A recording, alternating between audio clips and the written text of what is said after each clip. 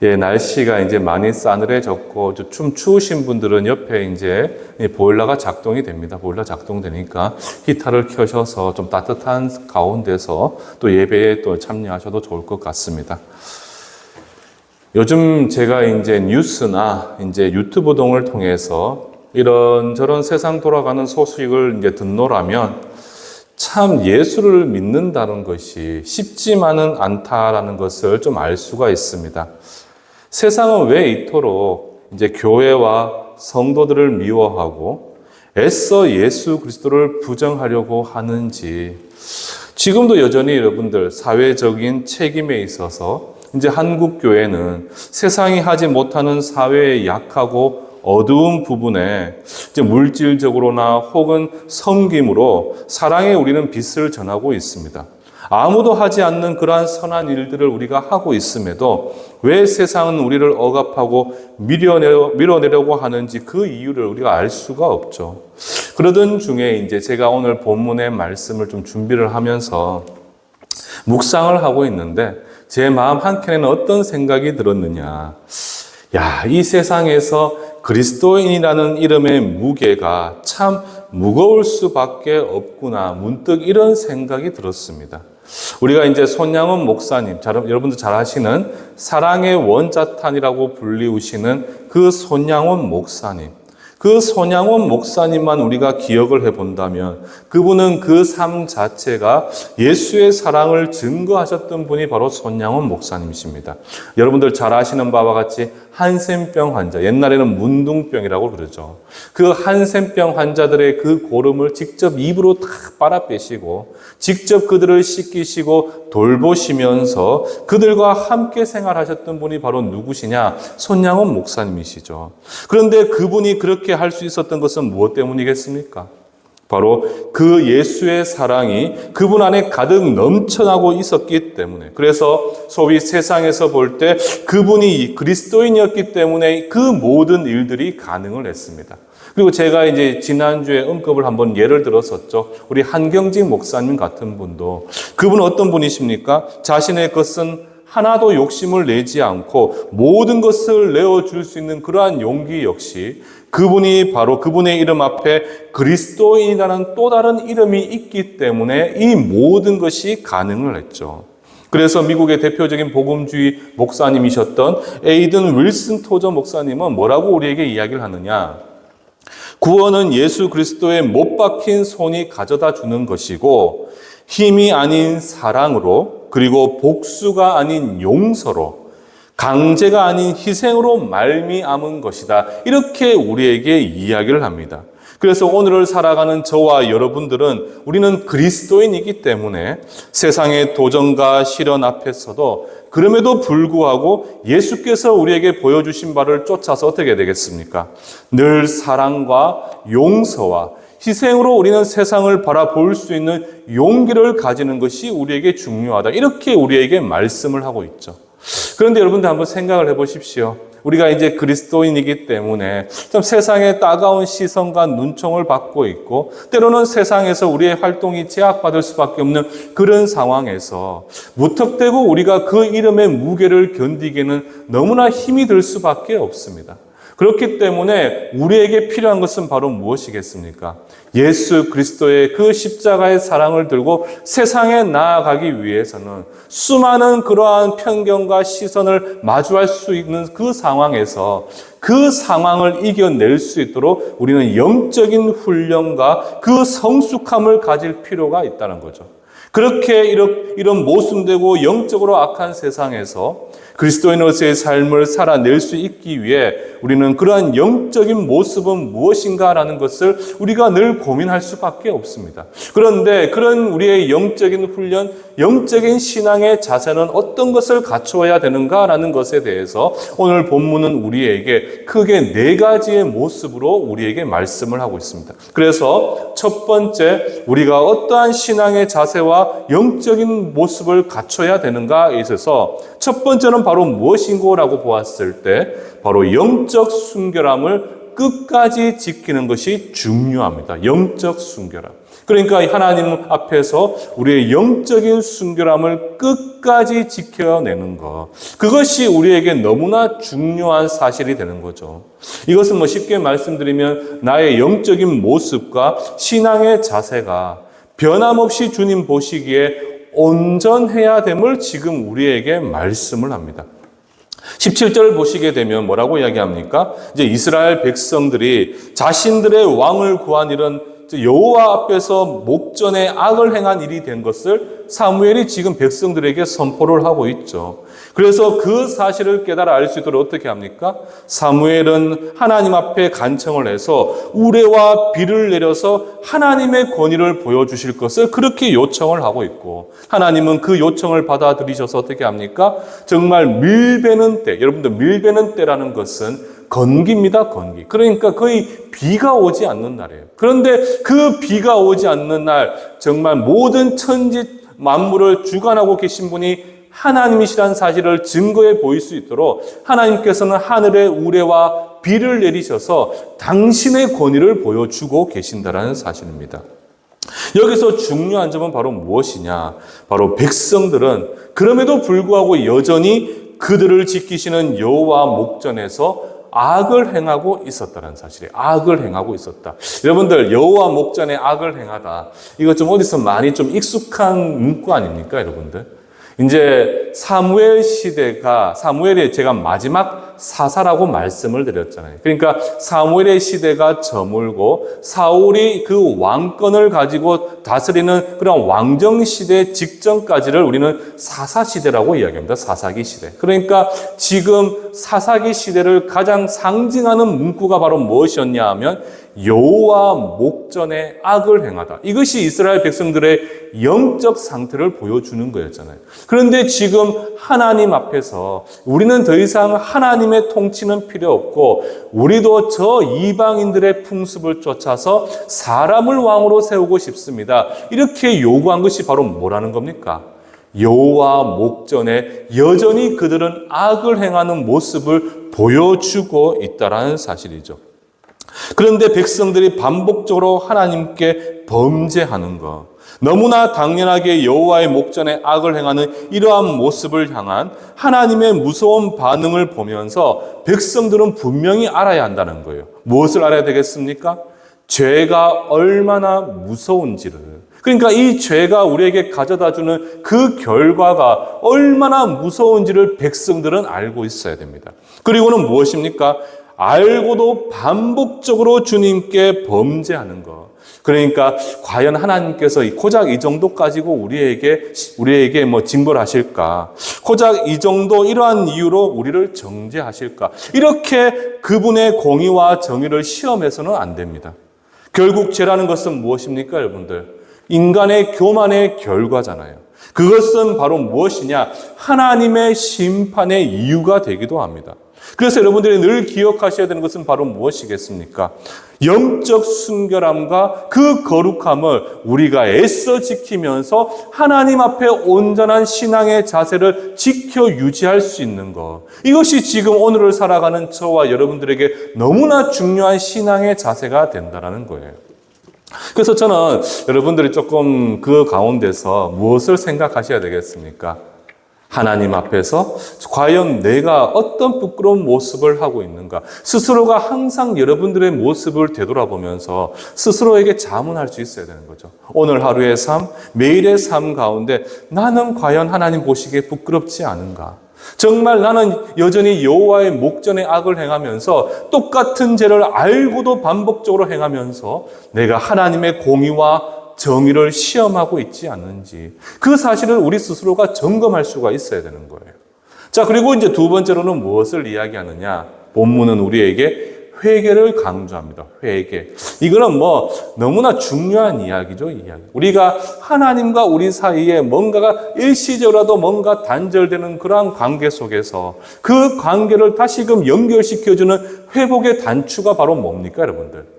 그게 바로 회개입니다, 회개. 우리의 모든 죄를 자복하고 먼저 우리의 잘못을 하나님 앞에 다 쏟아내고 그리고 하나님의 긍휼과 자비하심을 기대하고 바라는 것. 이게 바로 무엇이겠습니까?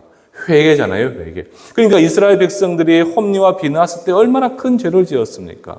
그들이 그 죄에서 벗어나지 못했지만 정말 하나님 앞에 그들이 7장에 모여서 미스바에 모여서 그들이 하나님 앞에 부르짖고 스스로 하나님 앞에 무릎 꿇고 회개를 했을 때 하나님은 어떻게 합니까? 그들 모든 백성들 가운데 성령의 충만한 은혜를 베풀어 주시면서 블레셋의 그 위협으로부터 그들을 하늘의 우레와 비로소 어떻게 합니까? 건져주시게 되는 놀라운 역사를 하나님께서 보여주셨다는 거예요. 그래서 우리가 정말 그리스도인으로서 이 땅을 살아가면서 우리가 하나님 앞에 떳떳하고 부끄럽지 않고 그리고 하나님의 권세와 능력을 의지하며 모든 것 가운데 하나님의 관계를 매일같이 은혜롭고 사랑스러운 관계를 유지하기 위해서 우리에게 가장 필요한 것은 바로 무엇이겠습니까? 매일의 삶 가운데 나의 연약함을 하나님께 올려드리고 우리의 모든 죄를 자복할 수 있는 그 회개가 우리에게 너무나 중요할 수밖에 없게 되죠.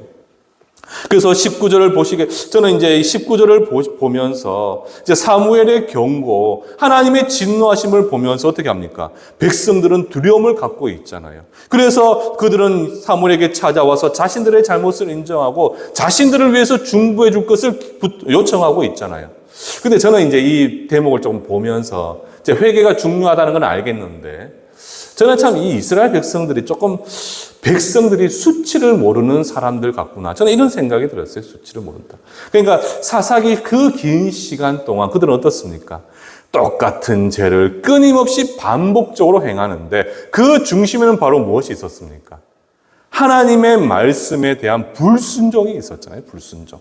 그들은 불순종할 뿐만 아니라 교만을 해서 하나님을 너무나 당연하게 버리는 그러한 모습을 보여주고 있었어요. 그런데 하늘의 우레와 비가 쏟아지게 되고 하나님의 진노하심을 또 보게 되니까 그때서야 화들짝 놀라서 어떻게 합니까? 아이고 하나님 나를 용서해 주십시오. 사무엘 선지자에게 가가지고 우리를 대신해서 계속 기도해 주십시오. 이렇게 용서를 구하고 있는 거.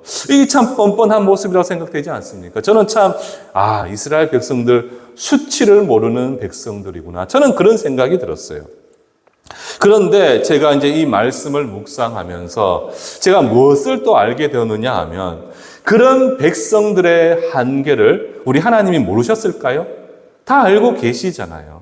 그런 백성들의 한계를 뻔히 아시는 하나님께서는 그럼에도 불구하고 그 백성들이 잠시 그리고 그 찰나 비록 그들이 다시 또 범죄를 한다 할지라도 그 잠시라도 그들이 그 죄를 깨닫고 그들의 잘못을 주님 앞에 자복하고 돌이키기를 우리 주님은 어떻게 하신다는 겁니까? 정말 애절한 마음으로 바라고 계신다라는 것을 제가 이 말씀을 통해서 확인을 할 수가 있다는 거예요. 그러니까 꼭 이런 것 같아요, 진짜. 우리 자녀들, 좀 때로는 이제 엄마, 아빠를 속이면서 자기 하고 싶은 것 막 할 때가 있잖아요. 그런데 엄마, 아빠는 정말 그 순간만큼은 그 아이에게 잘못을 깨달을 수 있도록 매를 들 수는 있지만, 그래도 그 마음에는 무엇이 있습니까? 그 반복적으로 행하는 그 모습 속에서도 그 아이를 향한 그 사랑과 긍휼과 자비로 그를 품어줄 수밖에 없는 것이 부모의 마음이라고 보았을 때 백성들이 비록 끊임없이 하나님 앞에 범죄한다 할지라도 우리 하나님은 아버지의 마음으로 어떻게 보고 계신다는 겁니까? 그 순간만이라도 그 백성들이 마음을 돌이켰으면 좋겠고 그래서 하나님을 향해 회개하고 하나님 앞에 무릎 꿇기를 우리 하나님은 너무나 애절하게 기다리고 계신다라는 것을 제가 이 말씀을 통해서 확인을 할 수가 있었다는 거죠. 그러니까 우리가 신약의 예수님의 비유를 보게 되면 집 나간 탕자 비유가 있잖아요. 집 나간 탕자 비유. 그가 정말 아버지를 버리고 정말 세상을 떠나갔다가 돌아오게 되었을 때 얼마나 더러운 몸으로 돌아왔습니까? 그런데 그 돌아온 그 자녀를 그 아버지는 외면하고 내치지 않고 어떻게 합니까? 달려가서 그 벗은발로 뛰어가서 그 더러운 몸을 가진 그 아들을 가슴에 품고 입맞춤하면서 눈물로서 환영했던 그 모습. 그게 이제 우리 하나님이 우리를 향한 그러한 모습이 아닌가 저는 그렇게 생각이 들어요. 여러분들 기억하셔야 되는 것은 바로 무엇이겠습니까? 회개라는 것은 바로 하나님의 용서하심과 또 하나님과 우리의 관계의 회복을 위한 가장 중요하고 빠른 길이 바로 무엇이냐? 우리가 하나님 앞에 엎드려 회개하는 길이 된다는 사실이에요. 저는 이 말씀을 묵상하면서 최근에 나를 보는 것 같지 않나, 저는 그런 생각이 들었습니다. 하나님 앞에 기도를 하고 때로는 나의 연약함을 놓고 주님 앞에 회개를 하고, 하나님 용서하십시오, 하나님 제가 이게 부족했습니다, 나를 도와주십시오, 이렇게 고백을 하면서도 그 다음 날만 돌아서면 어떻게 되겠습니까? 저는 똑같은 일상의 패턴의 모습들을 보여주고 있었다는 거죠. 때로는 말씀을 묵상함에 게으름을 가지고 있고, 때로는 사역을 함에 있어서 아이고 모르겠다, 귀찮다, 막 이렇게 흐트를 때도 있고, 그리고 때로는 하나님 앞에 원망하고 불평할 때도 있을 것 같고, 참 내가 이 연약한 모습을 가지고 하나님 앞에 부끄러운 모습을 보일 때가 계속해서 반복적으로 보여진다는 거죠. 그러면서 매 순간 또 하나님 앞에 회개를 하며 이 죄를 용서를 구한다고 하지만, 정말 하나님께서 나를 보실 때 참 제가 얼마나 부끄러운 모습으로 나아가고 있는지 그분이 모르실까? 반복적인 죄의 반복적인 행위들, 그런 모습들을 보면서, 그럼에도 불구하고 하나님은 우리에게 바라시는 것이 무엇인가? 그 순간 찰나라도 우리가 그 죄를 깨닫고 하나님 앞에 엎드려 주님 앞에 무릎으로 나아가게 되기를 우리 하나님은 너무나 간절히 바라고 계신다는 사실이죠. 세상은 여러분들, 우리가 세상과 구별되어지는 특별한 그 기준이 뭔 줄 아십니까? 세상은 하나님을 알지만 그들은 믿지를 않기 때문에 그들은 하나님의 백성이 아닙니다. 그러나 우리는 어떻습니까? 우리는 하나님을 아는 것을 넘어서서 그분의 무한하신 은혜 가운데 그분의 거룩한 백성으로 우리를 삼아 주셨잖아요. 그렇기 때문에 우리는 예수 그리스도 나의 하나님을 믿습니다. 그런데 이 믿음이 가져오는 또 다른 모양은 무엇인가라고 보았을 때, 우리의 연약함, 우리의 죄악 가운데 때로는 하나님 앞에 멀어졌다 할지라도 우리는 하나님께서 허락하신 이 회개라는, 기도라는 아름다운 이 도구를 통해서, 이 안경을 통해서 우리가 하나님 앞에 깊이 온전히 바라보고 주님께 다시금 돌아갈 수 있는 은혜를 우리는 누릴 수가 있고, 백성들은 하나님을 믿지 않기 때문에 그들은 그들의 죄악 가운데서도 돌이켜 죽게 돌아오지를 못한다는 사실이죠. 이게 놀라운 여러분들 축복입니다. 여러분들, 비록 내가 죄악 가운데 있다 할지라도 하나님은 나를 버리시지 않기 때문에 우리는 끝까지 하나님을 향해서 이 회개라는 하나님의 선한 은혜를 통해서 나의 모든 죄를 자복하고 다시금 무릎으로 주님 앞에 나와 그분의 옷자락을 붙들 수 있는 그러한 하나님의 은혜가 저와 여러분들에게 주어져 있다는 사실이에요. 그래서 저는 여러분들에게 원하는 것은 바로 무엇이냐? 우리가 연약하기 때문에 세상을 향해 살아가다 보면 우리도 때로는 실족하고 넘어질 수가 있습니다. 하나님 보시기에 불순종의 죄를 지을 수도 있겠죠. 그러나 그 모습이 부끄러워서 나 스스로가 소위 아담처럼 그 나무 뒤에 숨어서 하나님의 부르심에 대답도 하지 못하는 그러한 부끄러운 모습을 보이는 것이 아니라, 비록 내가 죄 가운데 있다 할지라도 여러분들, 나의 연약한 모습이 있었다 할지라도 그럼에도 불구하고 하나님이 부르시는 그 앞자리에 나아가서 우리의 모든 죄를 주님 앞에 고백을 하고 하나님의 긍휼하심과 은혜 가운데 주님의 죄 사함을 기대하고 소망할 수 있는 그러한 용기를 갖는 것, 그것이 바로 오늘을 살아가는 저와 여러분들에게 너무나 중요한 믿음의 자세라는 거죠. 그래서 여러분들 기억하셔야 돼요. 이 회개라는 것도 어느 순간을 놓치다 보면 어느 순간부터 우리가 이 죄 앞에서 묻어내질 수밖에 없게 됩니다. 그러나 우리가 끊임없이 회개의 자리에 설 수만 있다면 우리는 죄가 얼마나 무서운지, 죄를 통해서 우리가 어떠한 고통과 좌절 가운데 놓일 수밖에 없는지를 깨달아 알게 되면서 우리는 매일의 삶 가운데 나의 연약함을 하나님께 올려드리고 하나님의 선한 인도하심, 그분의 자비와 사랑과 은혜를 소망할 수 있는 그러한 삶을 살아낼 수가 있게 되는 거죠. 그래서 여러분들은 매일의 삶 가운데 무엇을 하셔야 되겠습니까? 작은 것에서부터 큰 것에 이르기까지 하나님은 우리 아버지시잖아요. 그러니까 우리 아들이 저에게 찾아와서 아빠 실은 제가 이렇게 잘못했어요, 이렇게 솔직하게 용서를 구하는 걸 더 좋아하지 않습니까? 저는 여러분들이 그러한 어린아이의 심정으로 아버지의 그 손가락을 붙들 수 있는, 그래서 나의 모든 연약함을 하나님께 아뢰며 고백할 수 있는 그러한 삶을 살아가길 주님의 이름으로 축원합니다. 자, 그리고 이제 여러분들 세 번째는 바로 무엇이냐? 이제 21절 말씀을 보시게 되면 뭐라고 이야기합니까? 헛된 것에서 돌이킬 수 있어야 된다. 헛된 것에서 돌이킬 수 있어야 한다. 헛된 것, 여기서는 뭐 어떤 의미겠습니까? 소위 우상이 될 수도 있고, 나로 하여금 그 어떤 유익도, 그리고 끝없이 추구하는 세상의 기쁨이 되겠죠. 그렇지 않겠습니까? 우상이라는 것은 여러분들, 소위 눈에 보이는 유형적인 것들만 우상이 되지 않고, 하나님보다 더 사랑하는 나의 모든 무형적인 가치가 바로 무엇이겠습니까?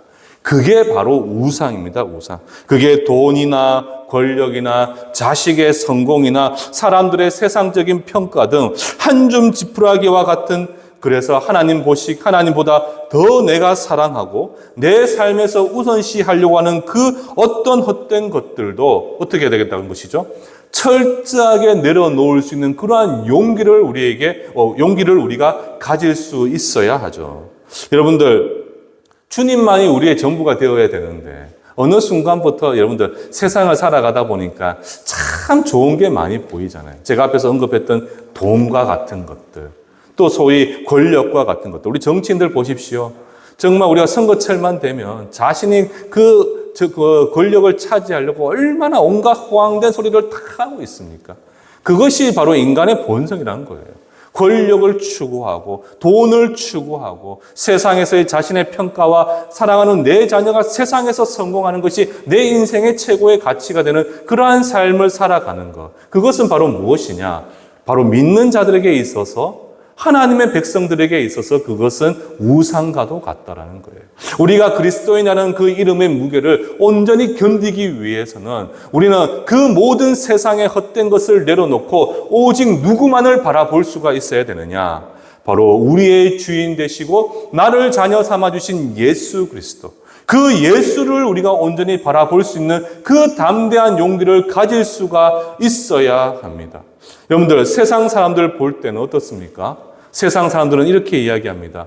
돈이 나를 어떻게 보면 구원해 줄 것 같고, 내가 가진 권력이 환난 날에 나를 지켜줄 것만 같고, 정말 내 자녀의 성공이 나를 평안케 해줄 것이다. 이렇게 많은 사람들이 생각을 하잖아요. 그러니까 자녀들에게 자신이 할 수 있는 모든 것을 투자를 하고 어떤 수단의 방법을 가리지 않고 우리가 정말 돈을 벌려고 그렇게 끊임없이 노력을 하지 않습니까? 물론 지금 말씀드린 것은 세상 살아가다 보면 우리에게 필요한 것은 맞아요, 여러분들. 필요한 것은 맞습니다. 그러나 그것이 근본적인 나의 기쁨과 행복이 될 수는 없습니다. 우리가 스바냐서 1장 18절을 보시게 되면요. 이제 여호와의 분노의 날, 진노의 날, 하나님의 심판의 날을 이야기하는데 그 날에는 뭐라고 이야기합니까? 그 어떤 은과 금도 우리를 건지지 못할 것이다. 이렇게 우리에게 말씀을 하고 있죠. 여러분들, 그렇기 때문에 그 어떤 세상의 것은 나를 건지지 못하지만 우리에게는 우리로 구원케 하실 그 이름이 단 하나가 주어져 있잖아요. 그 이름이 바로 무엇입니까? 바로 예수 그리스도가 된다는 것. 예수 그리스도. 따라서 우리가 보고 꿈꾸고 소망해야 하는 그 이름은 바로 무엇이냐? 예수 그리스도가 되어져야 되는 겁니다. 예수 그리스도. 예수를 우리가 믿음으로 의지하고 그분을 내 삶의 소망으로 삼게 된다면 나를 죽기까지 사랑하신 하나님께서는 그 보이지 않는 그 은혜의 손길로 여러분들 한 사람 한 사람 그 발걸음을 인도해 주시게 되고 모든 환난, 모든 근심 속에서 하나님만이 하실 수 있는 그 놀라운 구원하심의 은혜를 우리의 삶 가운데 온전히 부어주시게 됩니다. 그게 바로 무엇이냐? 예수님의 그 십자가의 사랑이 되는 거죠. 여러분들 한번 생각해 보십시오. 예수님은 어떤 분이신가라고 보았을 때, 그분이 창조주이시고 우리의 구원자라는 것을 이미 알고 있다는 전제에서 그분은 우리에게 어떻게 사랑을 보여주셨습니까? 어떻게 사랑을 보여주셨죠? 어떻게 사랑을 보여주셨습니까? 그분의 사랑을 단 하나로 이야기하면 십자가의 사랑이잖아요. 십자가의 사랑. 저는 여러분들에게 진짜 질문을 던지고 싶어요. 정말 여러분들은 바로 내 옆에 있는 이들을 위해, 사랑하는 우리 가족들을 위해 십자가에 못 박혀 죽기까지 그 사랑을 확정해 보일 수 있겠습니까? 그게 쉬울까요, 여러분들? 제가 이제 어떤 영화를 예전에 본 적이 있는데, 인생은 아름다운가? 이제 보면, 독일 2차 세계대전 당시에 2차 세계대전 당시에 이제 그 아이와 아버지가 같이 유대인 수용소에 갇혔잖아요. 그런데 거기에 보면 그 아들을 살리기 위하여 아버지가 그 아들을 숨겨놓고 이제 독일군에게 잡혀가게 됩니다. 잡히게 되는데 그 아이가 순간 놀래서 고함을 지르거나 그 아이가 자신의 위치를 이제 부스럭부스럭거리면서 나타내면 안 되니까 그 아이를 앞에를 마주 보면서 독일군에게 총살을 당하는 당하기 직전까지 어떻게 합니까? 아이에게 장난스럽고 유머스러운 그런 모습을 보이면서 아들을 웃게 만들면서 그렇게 웃게 만들면서 어떻게 합니까? 독일군에게 끌려가서 이제 총살을 당하는 그런 모습을 보게 되었잖아요. 저는 물론 이게 조금 예수님의 사랑과는 조금 약간 격이 다를 수는 있겠지만 저는 그런 것 같아요, 여러분들. 우리 하나님은 어떻게 하셨느냐? 정말 우리 하나님은 어떤 분이신가라고 보았을 때 왜 우리가 하나님만을 소망할 수밖에 없느냐? 예수 그리스도만이 나의 전부가 될 수밖에 없느냐? 그분은 바로 여러분들을 살리시기 위해서 그 모진 고난과 수치와 모멸을 당하시면서도 끝까지 참으시고 어떻게 하셨습니까? 골고다를 십자가를 지고 올라가셔서 옆구리에 창이 찔리고 손과 발에 못이 박히면서 모든 피와 물을 쏟아내시면서까지 죽기까지 여러분들을 살리신 분이 바로 누구십니까? 우리의 예수 그리스도가 되신다는 거죠. 그 예수 그리스도께서 그 십자가의 사랑으로 나를 구원해 주셨고 우리에게는 무엇이 약속되어 있습니까? 저 천국에서 영원한 행복한 삶이 우리에게는 보장되어 있고 약속되어져 있잖아요. 그 증거가 바로 뭡니까? 여러분들은 누구라고 지금도 불려지고 있죠? 여러분들은 그리스도인이라고 불려지고 있잖아요. 그리스도인. 그 그리스도인이라는 이름이 내 앞에 있는 이상 우리는 그 하나님의 약속 가운데 어떤 상황 가운데서도 우리는 하나님의 선한 인도하심을 바라볼 수 있고 죽기까지 사랑하신 그 하나님께서 우리의 인생의 전부가 되고 내가 살아가는 삶의 이유와 목적이 된다면 우리 하나님께서는 여러분들이 끝까지 여러분들의 세상 가운데 바라고 소망하는 그 헛된 것들보다도 더 큰 하나님만이 주실 수 있는 놀라운 축복으로 우리의 삶을 채워주실 수가 있게 되는 겁니다. 그 하나님을 소망해야 되겠죠. 우리는 우리의 시선을 어디에만 둬야 되느냐? 끝까지 하나님께만 바라보며 그 예수 그리스도의 십자가를 내 가슴에 새기면서 그분을 소망하는 삶을 살아내는 것.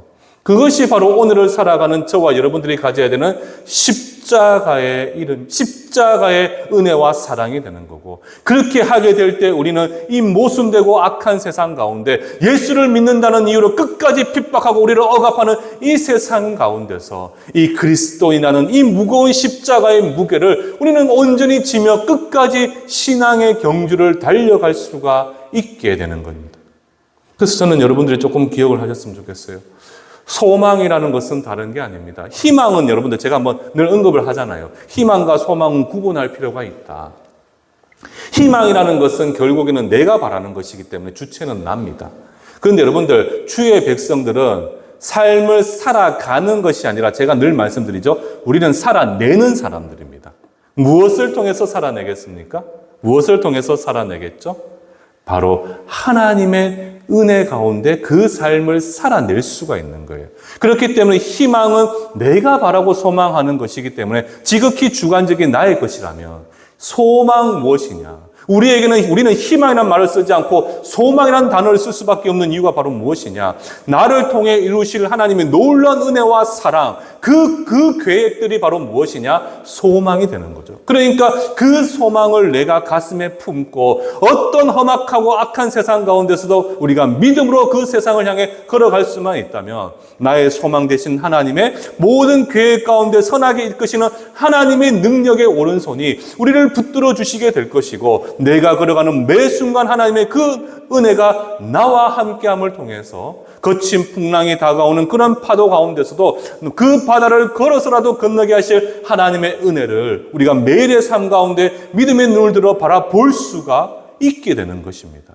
그렇기 때문에 여러분들이 기억하셔야 돼요. 세상의 그 헛된 모든 것들. 그래서 솔로몬이 전도서에서 뭐라고 이야기합니까? 헛되고 헛되니 모든 것이 헛되다라고 이야기를 하잖아요. 그러나 헛되지 않는 하나가 바로 무엇이냐? 우리의 소망 대신 예수 그리스도가 된다는 겁니다. 그래서 저는 이 세상을 살아가시면서 저는 여러분들이 예수님만이 나의 소망이 되는 인생, 예수님만이 나의 산 소망이 된다면 여러분들 분명한 사실은요, 그 하나님께서, 예수님께서 여러분들 인생을 책임져 주신다는 거예요. 여러분들 인생. 지금 당장은 뭔가 내 눈에 맞지 않고 지금 당장은 나에게 이런 시련과 시험과 어려움이 닥칠 수는 있겠지만 우리가 인생의 삶을 마무리하는 시점에 우리가 시편 37편 20절 말씀을 보시게 되면 어떻습니까? 우리가 그 시편 37편의 기자인 다윗이 노년이 되어서 자신의 인생을 돌아보니까 자신은 땅을 차지했노라 이렇게 믿음을 고백할 수 있었던 것처럼 우리가 예수를 나의 소망으로 삼고 그 표대를 향하여 끝까지 믿음의 경주를 온전히 달려가게 된다면 우리도 바로 다윗과 같은 그러한 믿음의 고백을 우리의 인생의 후반부에서 온전히 고백할 수 있는 그날이 반드시 오게 될 것입니다. 그래서 여러분들 기억하십시오. 우리는 그런 세상의 헛된 것을 다 버리고 무엇을 소망하셔야 되겠습니까? 누구만을 소망하셔야 되겠습니까? 예수님만을 소망하셔야 돼요. 예수님. 그게 진리고 그게 정답입니다. 자, 그리고 이제 오늘 말씀을 통해서 우리가 그리스도인이라는 그 이름의 무게를 잘 견디기 위해서 우리에게 또 필요한 훈련은 바로 무엇인가라고 보았을 때 이제 20절 하반절에 보시면 뭐라고 이야기를 합니까? 우리 20절을 우리 다 함께 한번 읽어보도록 하겠습니다. 시작!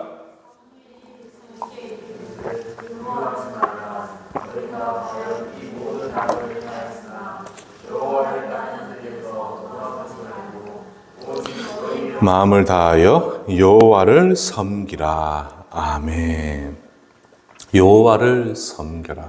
20절 하반절에 뭐라고 이야기합니까? 너희의 마음을 다하여 온 전심으로 내가 할 수 있는 모든 것을 쏟아내서 무엇을 하라는 겁니까? 무엇을 하라고 그러죠? 여호와를 섬겨라. 어떻게 보면 오늘 말씀의 결론 중에 하나겠죠, 여러분들. 오직 마음과 뜻과 정성을 다하여 오직 여호와 너의 하나님만을 섬겨라. 어떤 상황에서도 여러분들. 그래서 이제 때로는 세상이 나를 겁박할 때도 있겠죠. 나를 짓누르고. 그래서 또 이런저런 이유 때문에 하나님을 떠나고 또 어떤 이들은 하나님을 향한 원망 때문에 그분을 버릴 때도 있고 참 많은 이유로 우리가 하나님에 대한 하나님을 떠나고 하나님을 버릴 수는 있다 할지라도 정말 믿음이라는 하나님이 우리에게 주시는 이 귀한 안경이 있잖아요. 안경. 세상은 믿음이라는 안경이 없기 때문에 아무리 눈에 힘을 줘도 하나님을 볼 수가 없지만 우리는 하나님께서 이 믿음이라는 귀한 안경을 선물해 주셨잖아요. 그러니까 이 안경을 끼고 우리는 누구를 볼 수 있다는 겁니까? 하나님을 볼 수가 있어요. 하나님. 그렇기 때문에 그 안경을 쓰고 더 가까이 하나님만을 바라볼 수만 있다면 여러분들 그때서야 우리는 진정 그리스도인이라 세상 앞에 불리울 수가 있게 되는 것입니다. 저는 여러분들이 조금 더 뭐라고 해야 될까? 진짜 하나님만을 섬긴다는 것이 무엇인지를 조금 아셨으면 좋겠어요. 근데 그 여호와를 섬기라 할 때 그 앞에 뭐라고 있죠? 오직 너희의 마음을 다하여. 오직 너희의 마음을 다하여. 그러니까 이것도 기웃, 저것도 기웃거리는 것이 아니라 무엇만을? 여호와 하나님만을 섬기기 위해서 무엇을? 우리의 온 마음을 다해서 그분을 바라볼 용기가 있어야 되는 거예요, 여러분들. 이것은 우리가 앞에서 살펴봤던 7장에서 사무엘이 백성들로 하여금 주께 온전히 서게 되는 신앙의 자세 3가지 중에 하나가 바로 이거잖아요. 여호와만을 섬기는 것. 그런데 제가 앞에서 언급할 때 뭐라고 말씀드렸습니까? 쉽지는 않습니다, 여러분들. 이런저런 이유 때문에.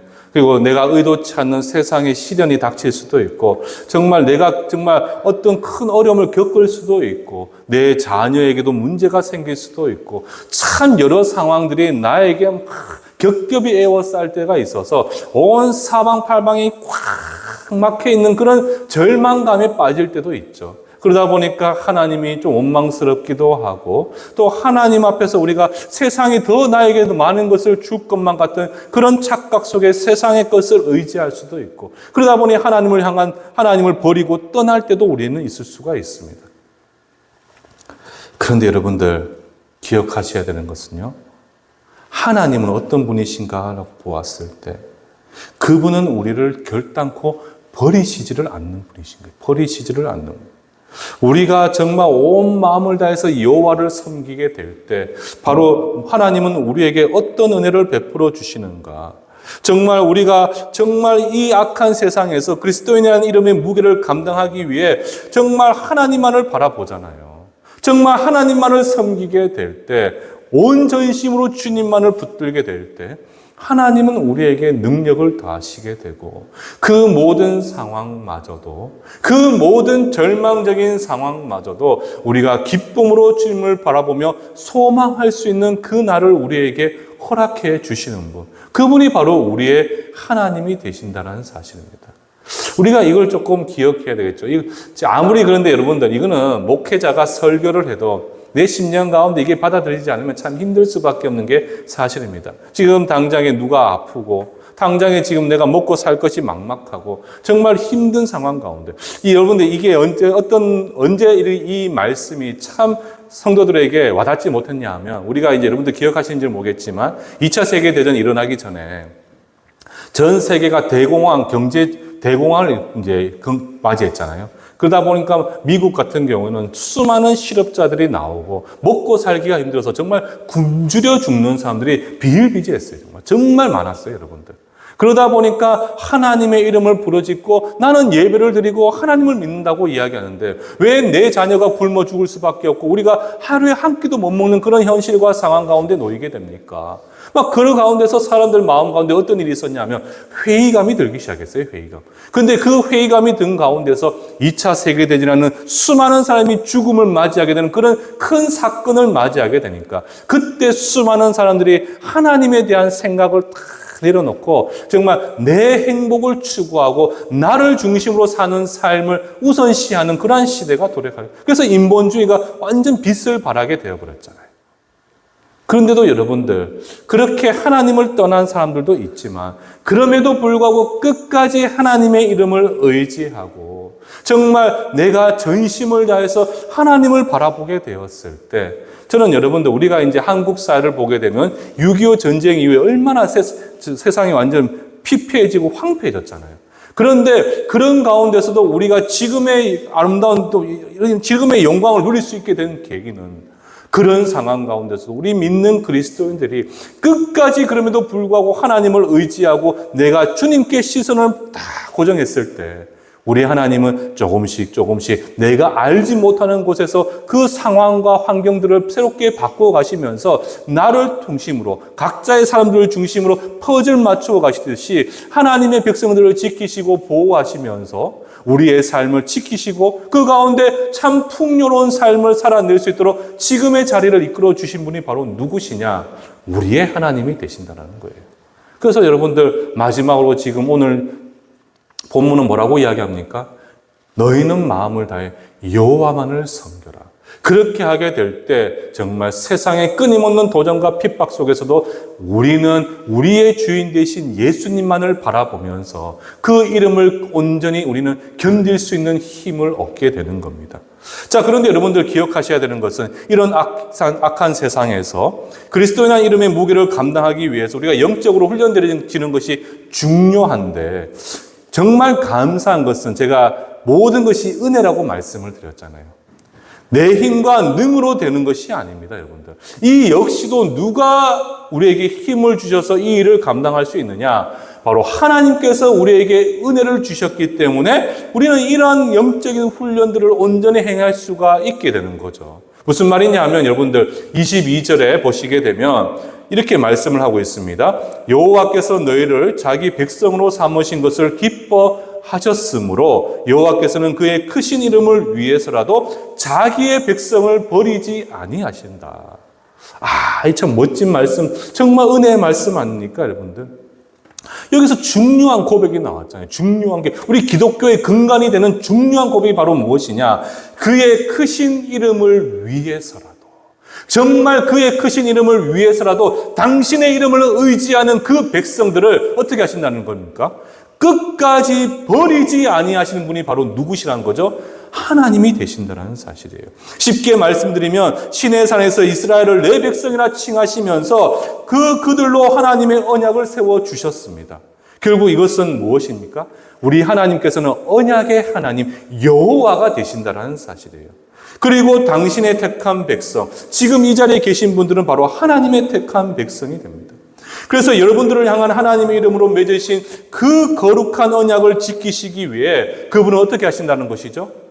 결단코 저와 여러분들을 버리시지 아니하시고 끝까지 우리로 주님 앞에 가는 그날까지 나를 붙들어 주시는 분이 바로 누구시냐? 우리의 하나님이 되신다라는 점이에요. 그래서 우리는 신학적 용어로 그것을 성도의 견인이라고 이야기를 하잖아요. 이를 정확하게 보여주는 말씀을 보시게 되면 이사야서 49장 15절 말씀이 있는데 우리 이사야서 49장 15절 말씀 좀 넘겨주시겠습니까? 우리 다 함께 한 목소리 한번 읽어보도록 하겠습니다. 시작!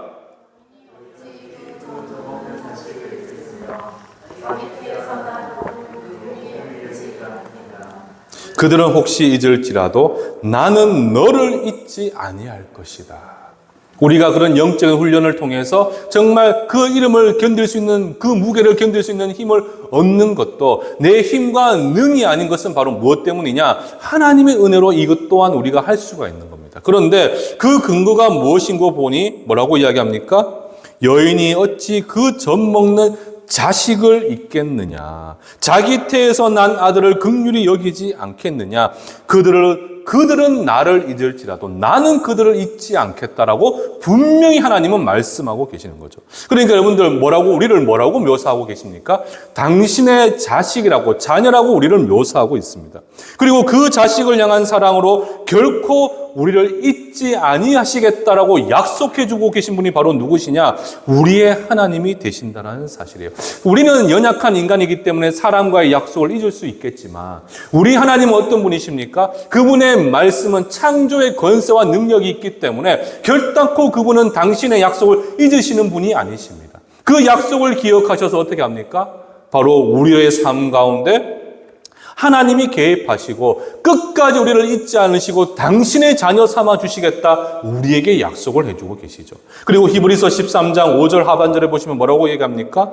내가 결코 너를 버리지 아니하고 너희를 떠나지 아니하리라. 여기서 우리가 중요한 사실은 결코, 이것은 하나님의 의지를 나타내는 거잖아요. 의지. 우리를 향한 그 약속의 의지. 결코 너를 버리지 않겠다. 이렇게 그 하나님의 의지를 지금 강하게 우리에게 보여주고 있습니다. 그렇기 때문에 여러분들은 두려워하거나 염려할 필요가 없는 것은 제가 늘 말씀을 드리지만 하나님께서 우리에게 늘 우리가 좌절하고 낙심할 때마다 찾아오셔서 제일 먼저 던지시는 말씀이 뭐냐? 두려워하지 말고 염려하지 마라. 그 이유가 바로 무엇이겠습니까? 하나님의 약속이 저와 여러분들에게 주어져 있고 하나님의 영원하신 사랑과 은혜가 지금도 우리를 붙들어주고 계시기 때문에 비록 세상 가운데 우리가 그 그리스도인이라는 이름 자체가 너무나 버겁고 힘들고 견딜 수 없다 할지라도 그 십자가의 이름을 하나님께서 우리에게 그 손으로 붙들어 주셔서 끝까지 우리가 그 이름을 지키며 이 험한 세상 가운데서도 하나님의 거룩한 뜻을 지키며 살아갈 수 있도록 우리를 붙들어 주시고 은혜 베풀어 주신 분이 바로 우리의 하나님이시고 그 하나님의 약속이 지금도 저와 여러분들에게 영원히 바로 인내하심의 은혜로 말미암아 주어져 있기 때문에 우리는 그 어떤 세상의 환난 가운데서도 여러분들 두려워하지 마십시오. 염려하지 마십시오. 하나님이 우리와 함께 하시는데 우리가 무엇이 두렵고 떨리겠습니까? 그렇기 때문에 세상이 지금 나를 핍박하고 나를 억압한다 할지라도 이제 예수를 믿는다는 이유만으로 실제적인 법적인 제도 하에서 핍박받는 시대가 곧 도래한다라고 이야기를 하는데 우리가 두려워할 것이 아니라 오히려 담대히 그 세상을 믿음으로 바라보게 된다면 우리 하나님은 그 믿음 가운데 우리 가운데 역사하시고 당신의 크신 이름, 그 이름으로 하신 그 약속을 이루시기 위하여 끝까지 여러분들을 지키시고 여러분들이 걸어가는 모든 길 가운데 그 손으로 탁 붙들어 주셔서 여러분들 우리 어린 시절을 기억해 보십시오. 아무리 여러분들 산길을 걸어간다, 어두운 밤길을 걸어간다 할지라도 아버지 손가락 하나만 내가 딱 붙들고 있으면 여러분들 두렵습니까? 무섭습니까? 아니잖아요. 그 하나님의 은혜가 여러분들로 하여금 끝까지 믿음을 지킬 수 있도록 우리를 선하게 인도해 주십니다. 말씀을 마무리하면서요. 세상 사람들은 참 우리가 예수를 믿기 때문에 이것저것 요구하는 게 많죠. 특별히 윤리적으로 도덕적인 것들을 참 많이 요구합니다. 그런데 여러분들, 또 그 가운데서 우리를 때로는 막 조롱하고 멸시하기도 하고 핍박하기도 하지만 그 모든 상황들을 이길 수 있는 힘은 바로 누구에게 있느냐? 예수 그리스도에게만 있고, 우리가 그 예수님만을 딱 붙들어서 그 하나님의 손을 놓지만 않으면 어떻게 되겠습니까? 하나님은 그 약속된 언약 가운데, 그 계획 가운데 우리를 믿음의 길로 인도하시고 끝까지 여러분들을 지켜 보호해 주시게 됩니다. 그런 하나님의 은혜를 소망하시면서 정말 이 험하고 모순된 세상을 믿음의 눈을 들어 바라볼 수 있는 귀하고 복된 우리 충성교회 성도님들 되시기를 주님의 이름으로 축원합니다.